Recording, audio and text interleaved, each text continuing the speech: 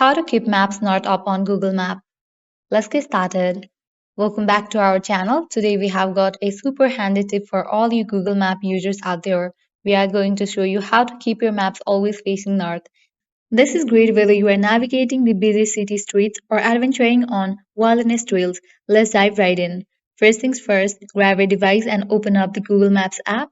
Make sure you have got the latest version installed for the best experience. Now look at the upper right corner of your screen. See your profile picture there. Go ahead and click on it. Once you are on the next page, you are looking for the settings option. Now navigate to the option of settings, open it.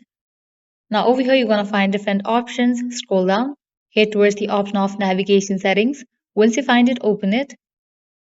Now over here you're going to find different sections. Scroll down. You'll find the option of keep map north up. Toggle on for that option. And with that you will be good to go.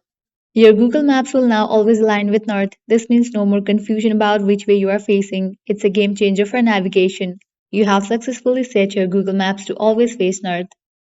Now you can navigate with confidence, knowing you won't lose your bearings.